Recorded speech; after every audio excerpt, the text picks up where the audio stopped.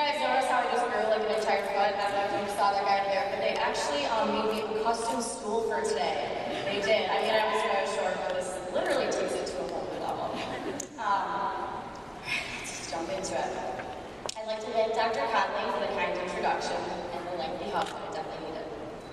President Hurley, members of the platform party, honored guests, members of the administration, families and friends, and most importantly, the graduating members of the Canisius College class of 2012.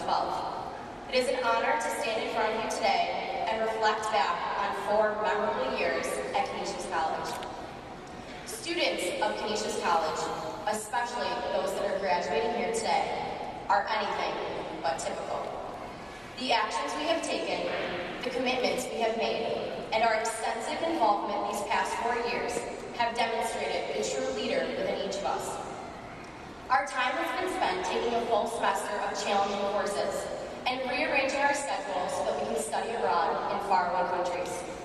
We have committed ourselves to 3, 4, maybe even 5 clubs, and have also played club and Division I athletics. A large part of our time was spent volunteering to help others in our community and teaching children in other schools. On top of that, we have had as many jobs and internships as our schedule has allowed, while still trying to get more than 2 hours of sleep a night. And the remarkable thing is that we did all of this at once.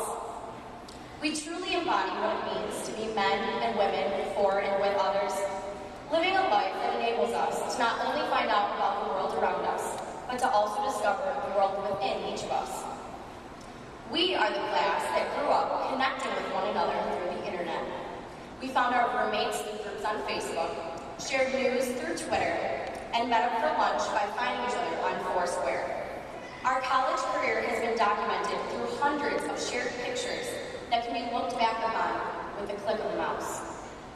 Capturing the moments of our lives on our camera phones, like the one I have here today, it's second nature to us.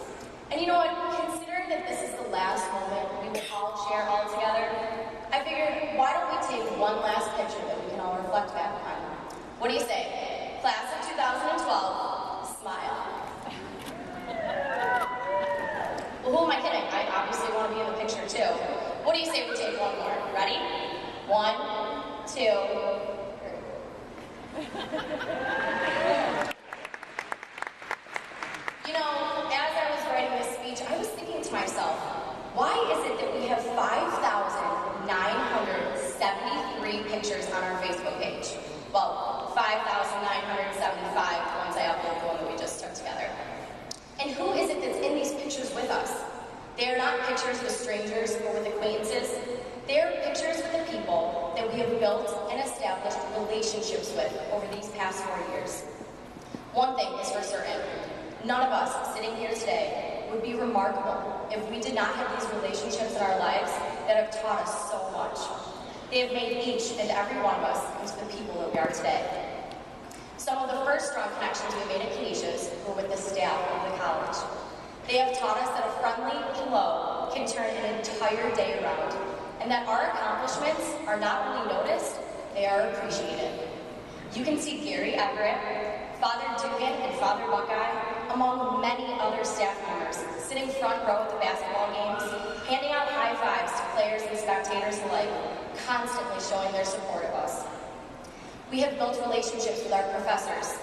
Many of them have become mentors to us, guiding us not just through our sometimes mundane schedule for the semester, but also helping us navigate through the challenges that life threw at us.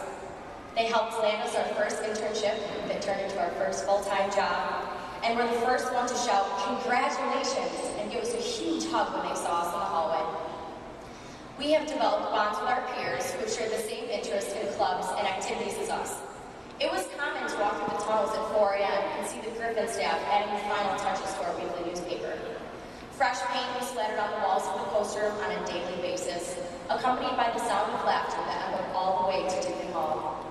The members of Little Theater spent countless hours building sets and rehearsing plays, and a sense of community was established through long hours of hard work in buildings that turned into a second home for us. We built relationships with our teammates who became like brothers and sisters to us.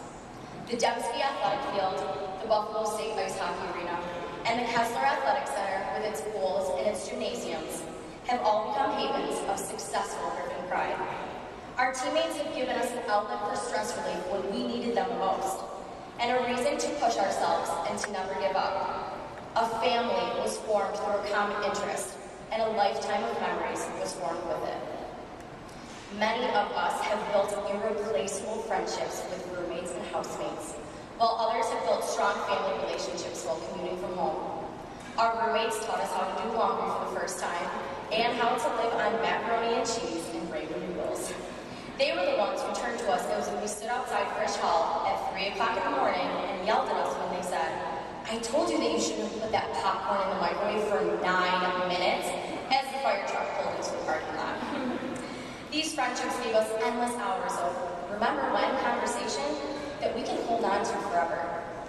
Strangers, people we once knew nothing about, have become not just acquaintances, not just friends, but family.